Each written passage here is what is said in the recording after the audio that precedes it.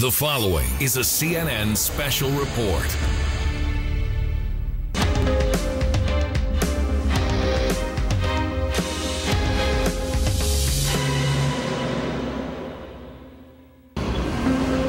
Terror in the streets of Paris.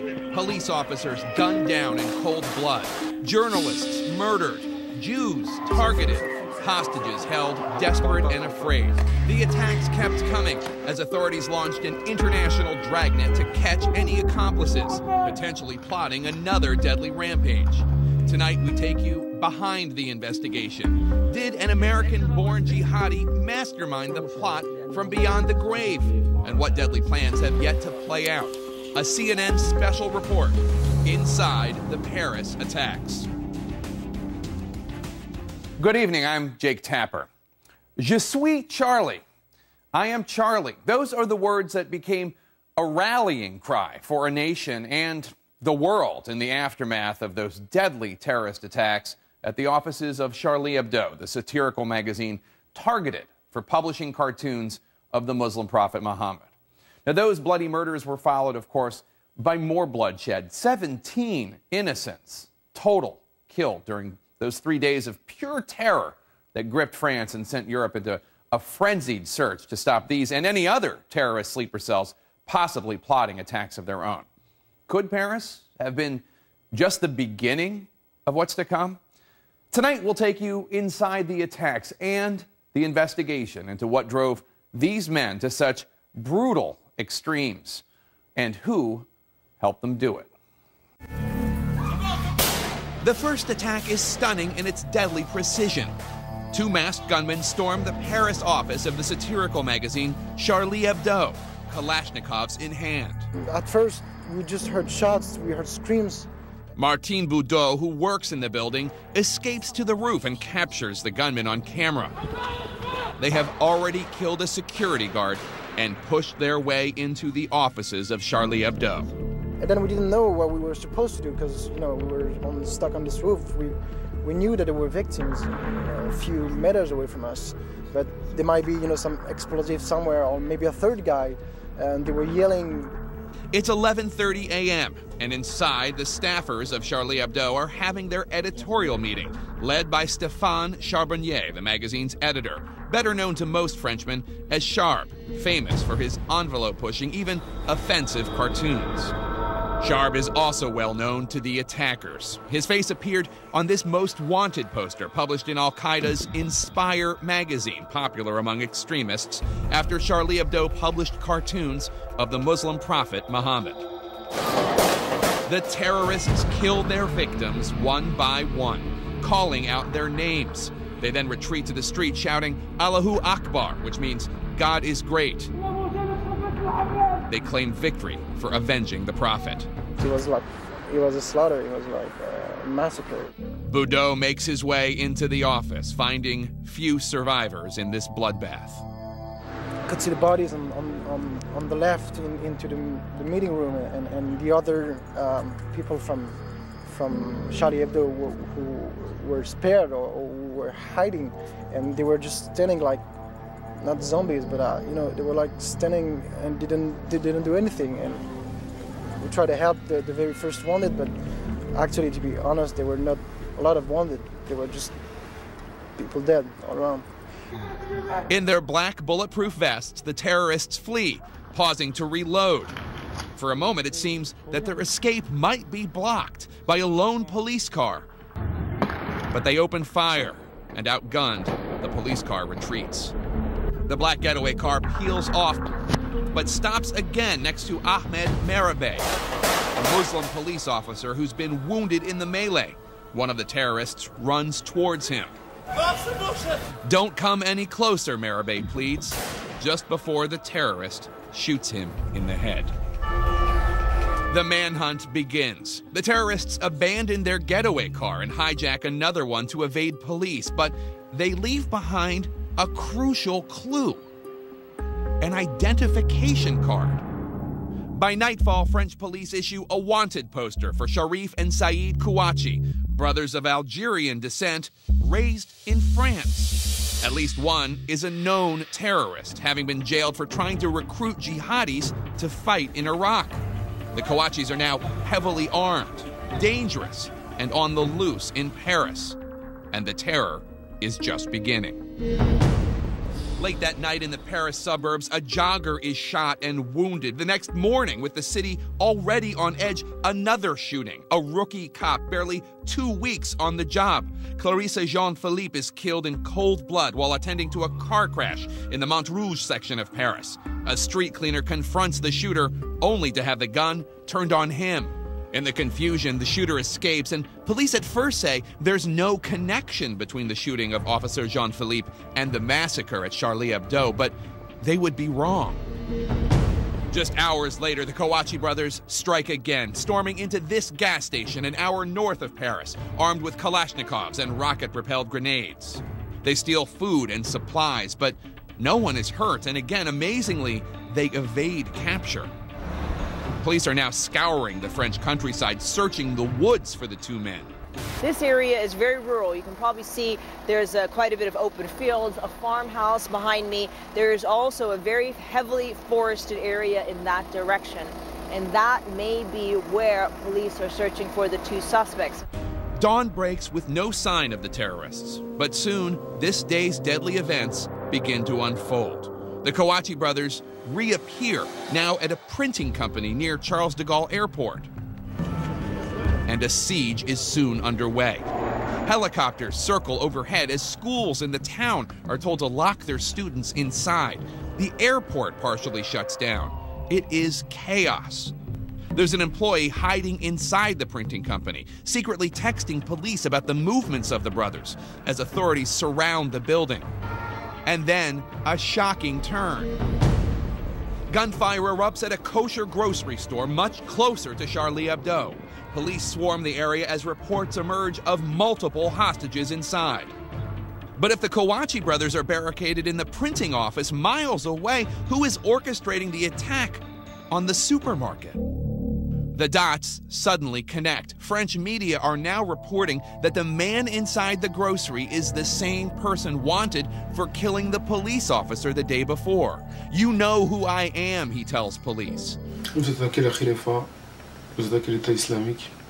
Amadei Koulibaly, a 32-year-old with a long rap sheet and an established terror connection to Sharif Kouachi. Police say he is wanted along with his girlfriend, Hayat Boumediene. Inside the kosher grocery store, some hostages huddle together inside a freezer, one woman clutching her baby close, trying to keep her alive amidst the cold. Koulibaly almost immediately goes on the attack, shooting 4 of the hostages, all Jewish men, killing them, and then he proudly calls French TV. Yes, we synchronized the operation, he says, of his coordination with the Kawachi brothers. They began with Charlie Hebdo, and I began with the police. Astoundingly, the same French TV channel also reaches the Kawachi brothers inside the other hostage crisis. Sharif Kouachi picks up the phone inside the printing company and confesses to the Charlie Hebdo murders using his twisted logic. We are defenders of the Prophet, he says. If someone offends the Prophet, then there is no problem. We can kill him. Just after 4 p.m., French authorities launch coordinated attacks at both sites. Snipers perch on the roof of the printing building. Suddenly, the Kawachi brothers charge out of the building, guns blazing, but they are cut down by police bullets. Their murderous rampage dramatically ended. And at the kosher market? In the last 30 seconds, we heard 4, possibly 5 large explosions. This is just over my right shoulder here. Officers storm the grocery store as Koulibaly runs towards his death into the bullets. Now I'm hearing gunfire. And then his hostages flee. The terror of the past 3 days in France appears to be over, but authorities worry. Could there be another wave of attacks in store as sleeper cells across Europe awaken? The race to find the real masterminds before it's too late. That when we come back.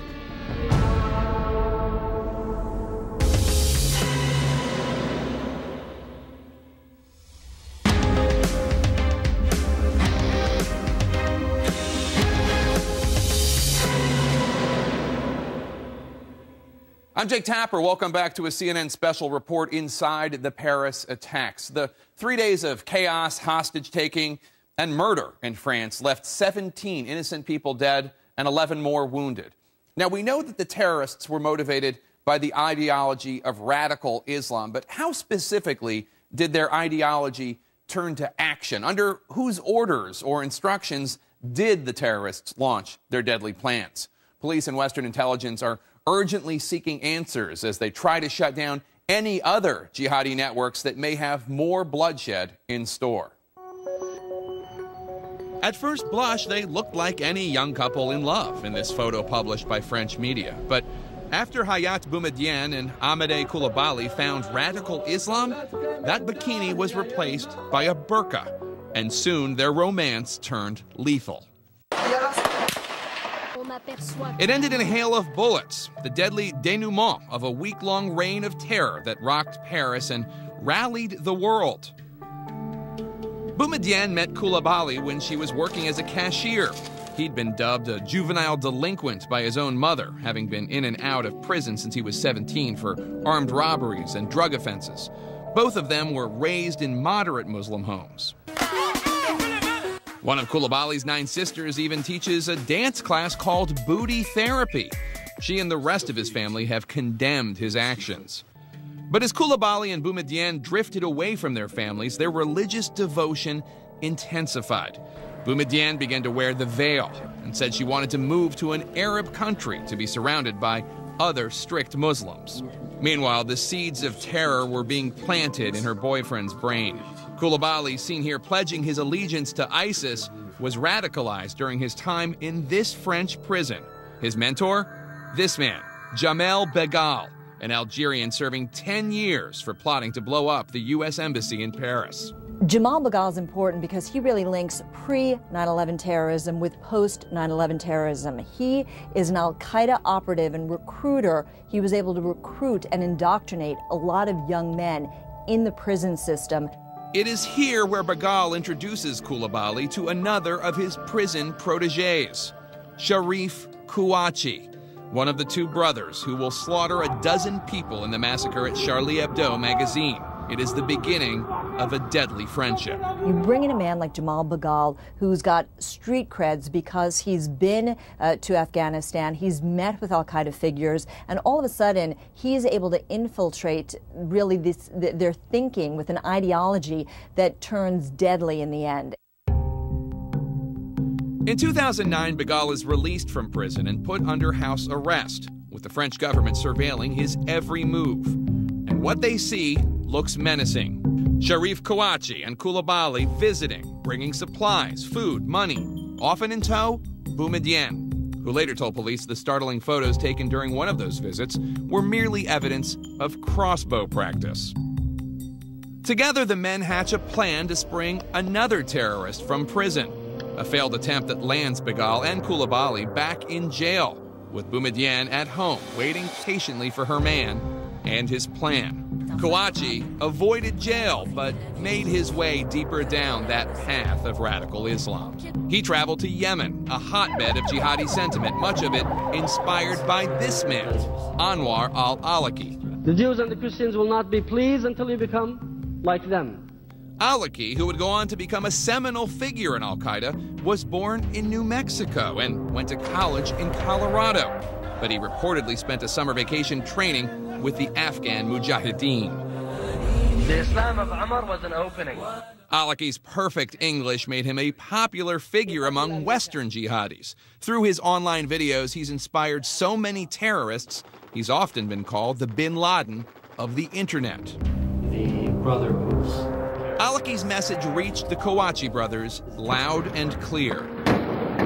As the terror in Paris unfolded, Sharif Kouachi told French television he had met in person with Awlaki. I was sent, me, Sharif Kouachi, by al-Qaeda in Yemen. I went there, and Sheikh Anwar al-Awlaki financed my trip.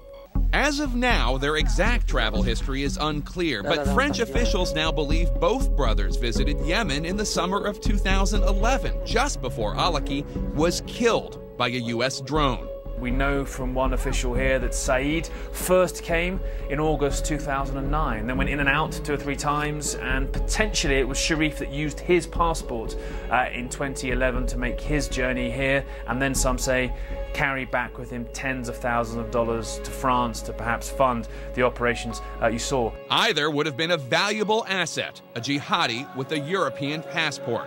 Former al-Qaeda double agent Morton Storm says that was exactly what Alaki was after. He asked me specifically to recruit brothers from Europe who had clean passports and send them to Yemen so they can receive the training and then return back again to the European countries and become sleeping cells.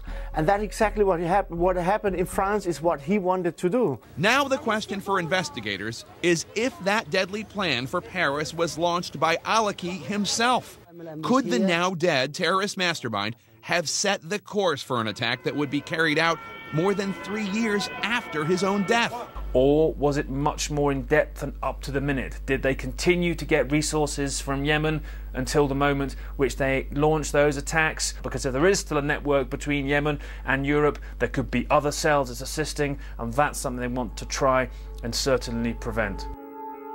By 2014, both Kouachi brothers were back in France, Sharif using his wife as cover to keep up his connection to his old prison pal. Although Koulibaly remained in jail, Boumediene was back in action, exchanging more than 500 phone calls with Sharif's wife, according to the Paris prosecutor. Was their deadly plan already underway? And what role did Boumediene play in the murders that rocked Paris? The hunt for her and the race against the clock to stop another attack when we come back.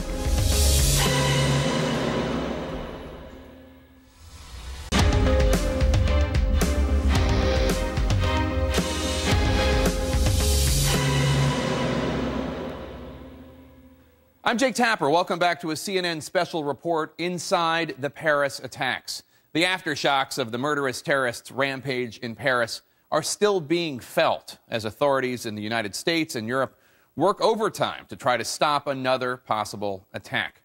Did the events in Paris awaken a network of sleeper cells now preparing to execute their deadly missions? And is the one French accomplice who's on the run, is she the only one who knows what could be coming next?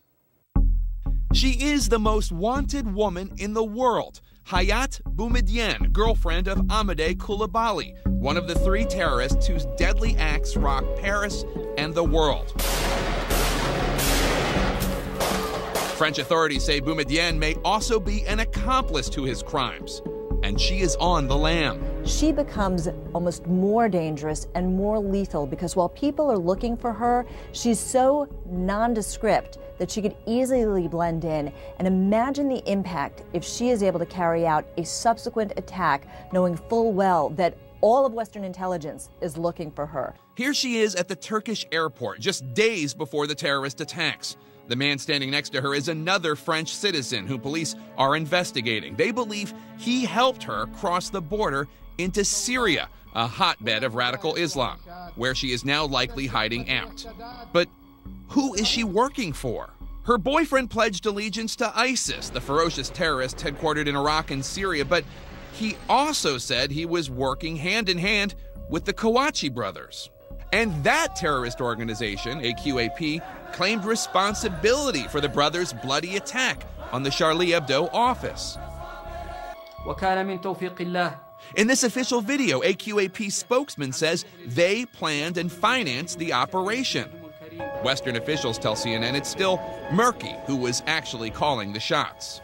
On that particular day, it was the fact that these radicals had known each other in their past that led them to decide to attack at similar times, or perhaps in this case, Koulibaly, in his warped way, come to the aid of the Kouachi brothers.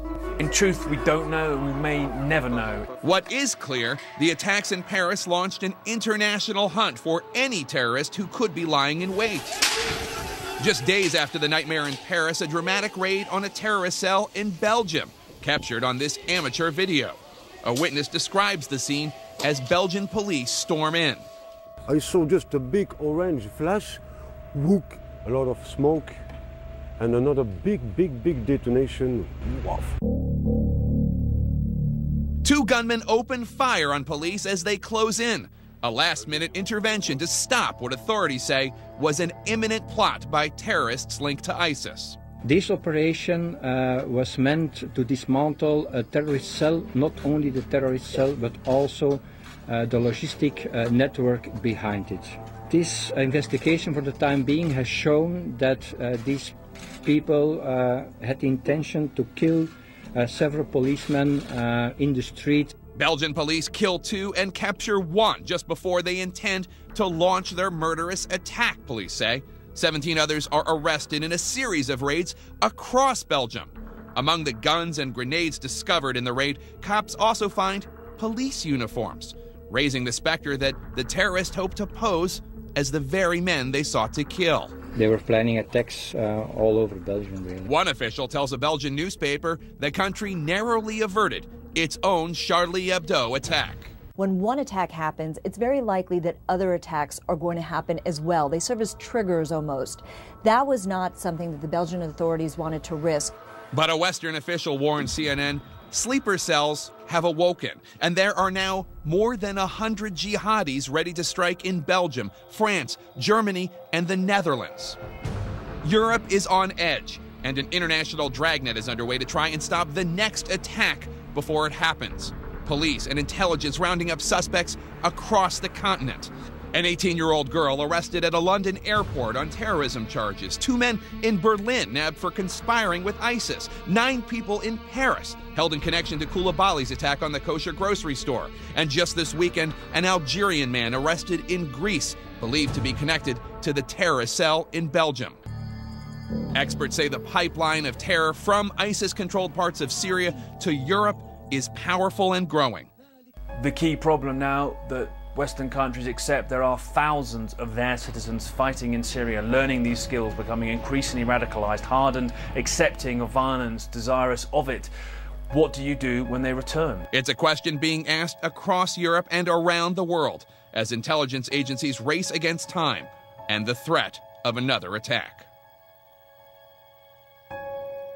We, of course, will continue to track every update on this fast-moving story, so stay tuned to CNN for all the latest developments. Up next, another CNN special report, The War Within Islam. My colleagues Chris Cuomo and Allison Camerata are digging deeper into the roots of violent extremism and looking at solutions for trying to end it, plus what's really in the Quran.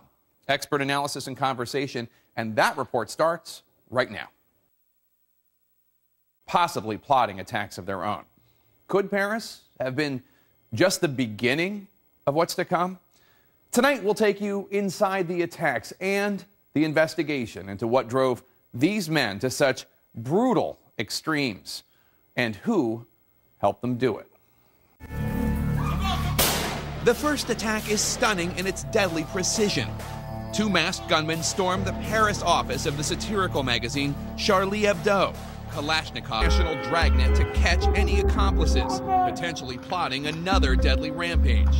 Tonight we take you behind the investigation. Did an American-born jihadi mastermind the plot from beyond the grave?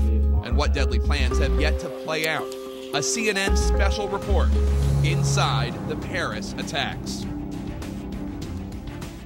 Good evening, I'm Jake Tapper. Je suis Charlie. I am Charlie. Those are the words that became... The following is a CNN special report.